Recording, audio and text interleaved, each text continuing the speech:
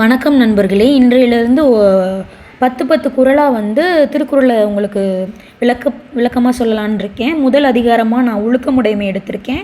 அதிகாரம் 14, குறள்கள் 131லேருந்து 140 வரை. அதோட விளக்கமும் அந்த குறளோட சிறப்பையும். முதல் குறள் 131. ஒழுக்கம் வெளுப்பம் தரலான், ஒழுக்கம் உயிரினும் ஓம்பப்படும். விளக்கம் என்னன்னு பார்த்தீங்கன்னா, நம்ம ஒழுக்கத்தை தான் நம்ம உயிரை விட பெருசாக நினைக்கணும். ஏன்னா அதுதான் இந்த உலகத்திலே மேலான மேன்மையை நமக்கு தேடித்தரும். குறள் 132.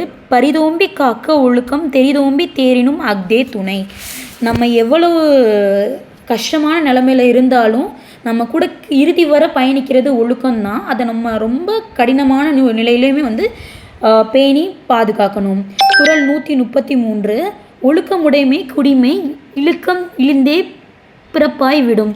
ஒழுக்கம்னா உன்னோட சிறந்த குடியை மேன்மையை உனக்கு காமிக்குது. சிறந்த குடினா வேறு ஒன்றும் இல்லை. ஒருத்தர் குடிக்கிறாருன்னு வச்சுக்கோங்களேன். அவங்களோட பிறப்பை மறந்து அவங்க எவ்வளோ உயர்வானவங்கிறத மறந்து ஒரு இழிநிலையாக ரோட்லலாம் கிடப்பாங்கல்ல, அந்த மாதிரி ஒரு நல்ல நிலைமையிலேருந்து உன்னை தீயவனாக மாற்றும். உயர்குடியிலேருந்து தாழ்குடியாக மாற்றும். குறள் 134.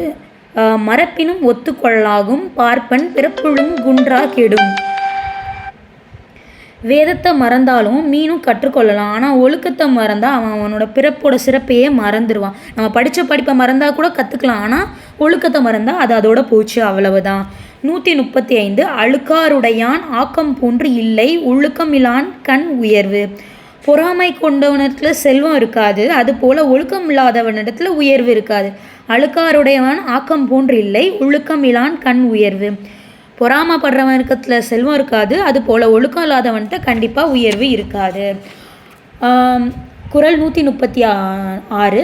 ஒழுக்கத்தின் ஓள்கார் உறவோர் இழுக்கத்தின் ஏதம் படுபா கரிந்து.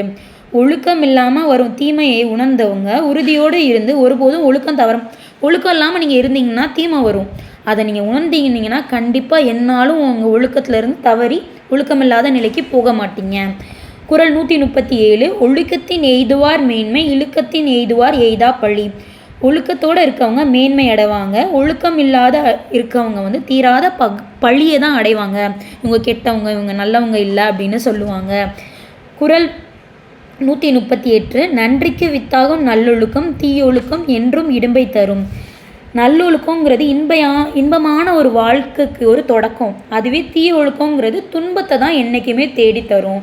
நல்லொழுக்கங்கிறது நன்மையான வாழ்க்கையின் தொடக்கம், தீய ஒழுக்கங்கிறது என்றைக்குமே தீமையை தேடித்தரும்.